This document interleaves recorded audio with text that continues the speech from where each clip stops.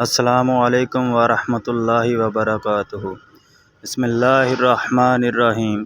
نبی کریم صلی اللہ علیہ وآلہ وسلم کے زمانہ میں ایک جوان تھا جس کو علقمہ رضی اللہ تعالی عنہ کہا جاتا تھا۔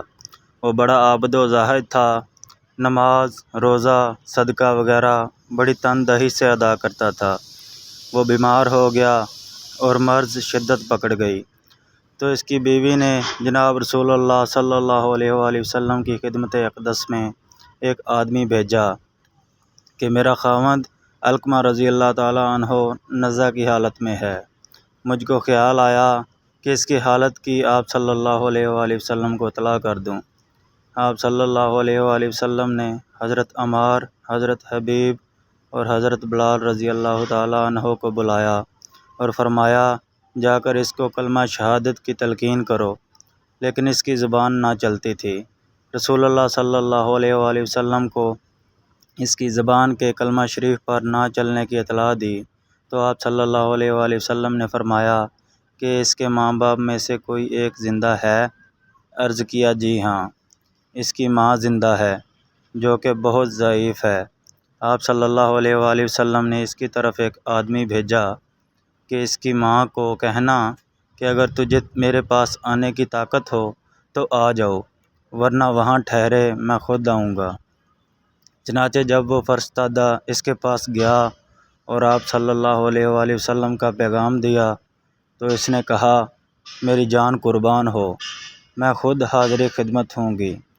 چنانچہ لکڑی کے سہارے چل کر آپ صلی اللہ علیہ وآلہ وسلم کی خدمت میں حاضر ہو گئی اور سلام کیا۔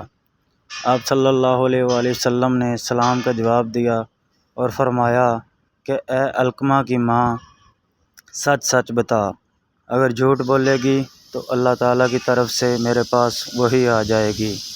کیا حال تھا تیرے بیٹے علقمہ کا؟ عرض کیا یا رسول اللہ صلی اللہ علیہ وآلہ وسلم، با نمازی، روزہ رکھنے والا اور بڑی خیرات کرنے والا تھا۔ آپ صلی اللہ علیہ وآلہ وسلم نے فرمایا تیرے ساتھ کیا حال تھا؟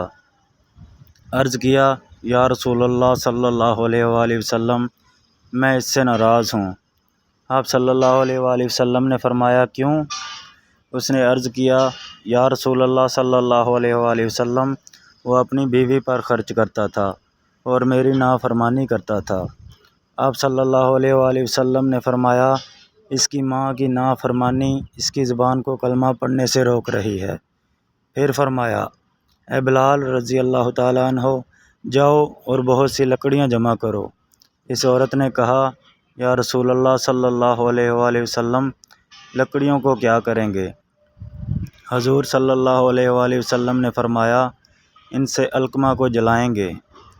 اس عورت نے کہا یا رسول اللہ صلی اللہ علیہ وآلہ وسلم، وہ تو میرا بیٹا ہے، میرا دل برداشت نہیں کرتا کہ اس کو آپ صلی اللہ علیہ وآلہ وسلم میرے سامنے آگ میں جلائیں گے۔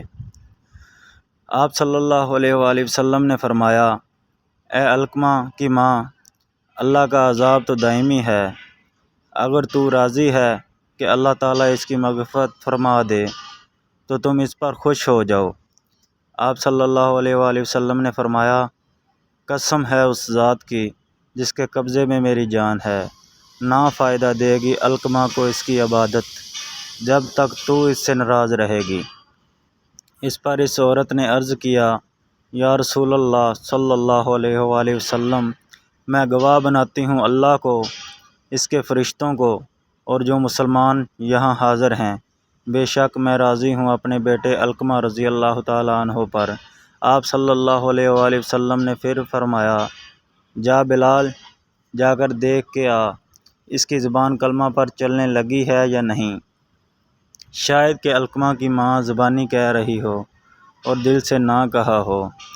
پس بلال رضی اللہ تعالیٰ عنہ گئے اور علقمہ رضی اللہ تعالیٰ عنہ کے گھر سے کلمہ کی آواز سنی، پھر اندر آ گئے اور کہا اے لوگو، بے شک علقمہ رضی اللہ تعالیٰ عنہ کی ماں کی ناراضگی نے اس کی زبان کو کلمہ پڑھنے سے روک رکھا تھا، مگر اس کی رضامندی نے اس کو چلا دیا۔